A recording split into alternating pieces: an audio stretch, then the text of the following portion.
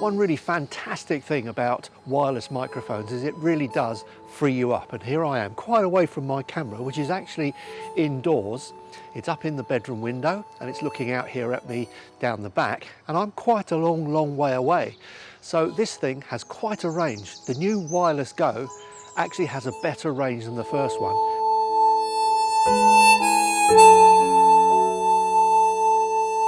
The great thing about the new Rode Wireless Go is that it comes with two microphones, and most people would think, okay, you give one microphone to one person and you give the other one to the other person. That's fantastic, and that does work really well. What you do is you basically record one person on the left channel, the other person on the right channel, and then afterwards in post you can up and down each channel depending on how loud each person's voice is, or if you want to, you can just mix it all down into one mono track and just take it as is, and that's it.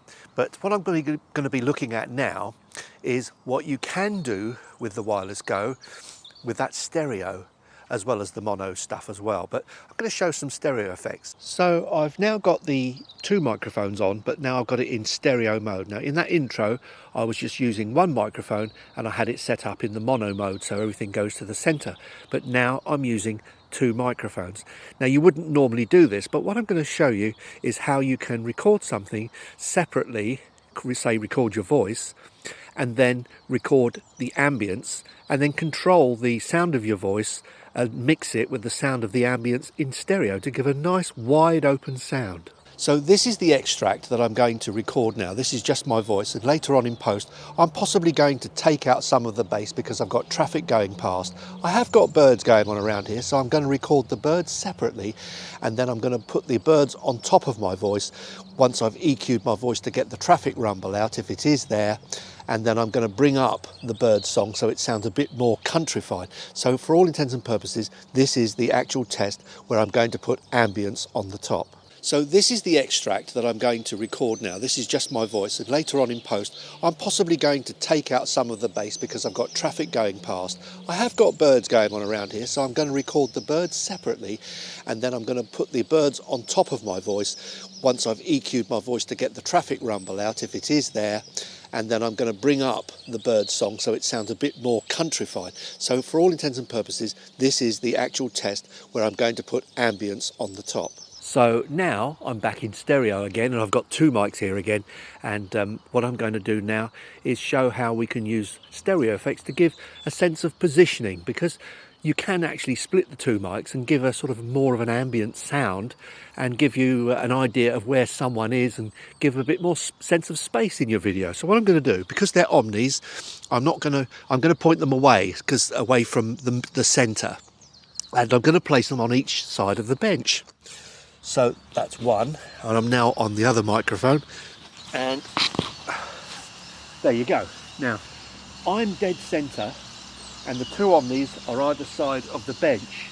So if there are noises around me, these might be picking up just that little bit more ambience. I'll have to turn it up in post, of course, but if I move around, it should give some sense of where I am on the video, especially if you've got headphones.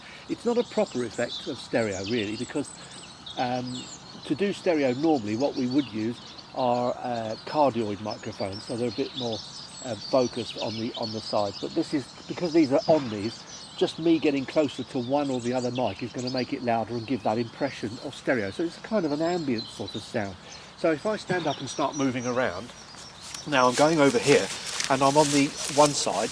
Now you can see that I'm standing on this side, and if you have headphones on especially, you'll see, or hear, rather than see, that the sound is coming more from that side. And if I go over to the left hand side, I should be picked up a lot louder by the other microphone, which is here. So this gives more of a sense of space and where you are, and that actually can be quite useful for opening out the sound in your videos. But I wouldn't recommend this really for recording dialogue. For dialogue I would use mono, but it's a handy thing.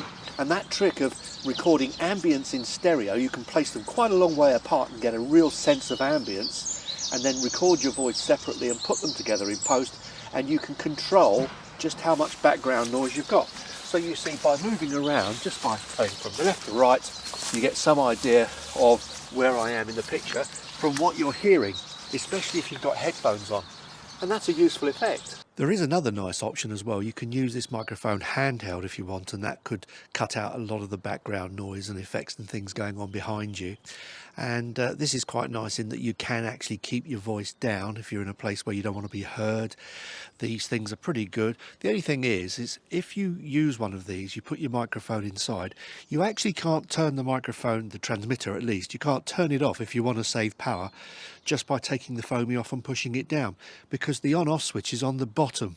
So you've got to take the foamy off, take the microphone off, turn it off, put it back if you want to, or put it in your pocket, and then when you want to use it again, you've got to turn it back on and then put it back again. But it's only a minor thing, but this is a very useful thing to use if you want to cut out background noises just by getting the microphone as close as possible, because it is an Omni after all. Another thing about the Wireless Go is it has now got a really good range, but that comes with a proviso. If a tree or a car or something gets in the way, it's going to block the audio, and that is still there, but you can't expect much else from something like this anyway, seeing that it transmits at a certain frequency anyway, which tends to get blocked by anything. It's line of sight totally. But the thing is, it has a great range, and if you want to film yourself this far away, it works. I don't think I would, because you can't recognise anyone, but there you go. Anyway, if the audio does get cut off, then all you've got to do is record on the transmitter itself, and your audio has been saved. So it's kind of got a safety track there. Another really useful thing to have is this little thing called a MagClip, and it's just basically a magnet, but it fits on the back of the transmitter, and you get this thing that you're bound to lose, and that's a tiny little magnet, and you can just then plant it. So you can just plant it anywhere you like, and it doesn't interfere with your clothes. So I think a MagClip is a useful thing to have as well.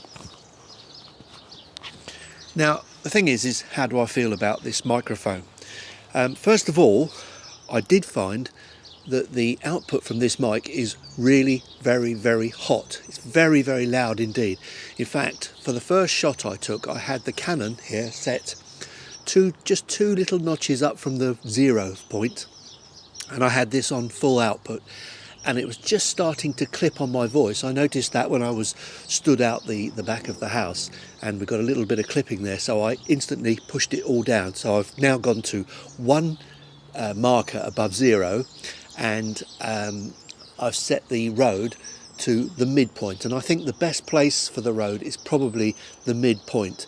The upper point is good if your microphone is going to be further away, but the midpoint is pretty good round about here where I've got it now. I'm just holding it, not using the handheld thing, because it's smaller basically.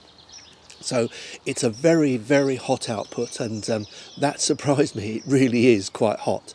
I quite like the sound of the microphone, although the sound does change quite drastically with distance. So if, for instance, I tried shots where it was slightly away from me, and I noticed that the sound of it seemed to tail away, especially in the treble.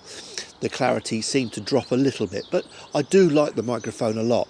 I love the portability. I love the fact that you can just carry this thing around in your pocket, and it's tiny on top of your camera. It's also kind of nice to be sort of surreptitious with a camera and a microphone, because people often see the microphone first and they wonder what you're doing, whereas when you're sitting here just with a tiny little microphone like this, you can almost film without people knowing really, and you can talk very, very quietly, which is great. So I really love that aspect. The portability is fantastic. The sound, I think, is actually very good for a lavalier type mic, especially a radio one. It's terrific. I think it's really very, very good. So it's got a lot going for it. The fact that it has two transmitters really opens up a lot of things, whereas before I would tend to take two microphones, one for speech, which was mono, and then either two microphones or a stereo microphone to record ambience. And very often I do mix the two together, as I showed on this video. Now I can do it with just this combination, just by using two microphones. Although they're Omnis, they do give that sense of space, and I really love that as well. So it's a really versatile package. For interviews, one microphone each. for one person, just this one. It can be set to mono or stereo. It can record ambience. So I think it's a really, really useful thing. It's not that cheap to buy because it's almost, I think, is it double virtually the price of the original, but then you've got 2 transmitters here and a lot more versatility. So I think it's a really good package and well worth saving up for and getting. I think it's terrific. This thing I think is going to be glued to my camera most of the time because of its convenience, its size, and it's a pretty good sound, to be honest, and a heck of a lot easier than using a wired lav. Hope you enjoyed this, and cheers for now.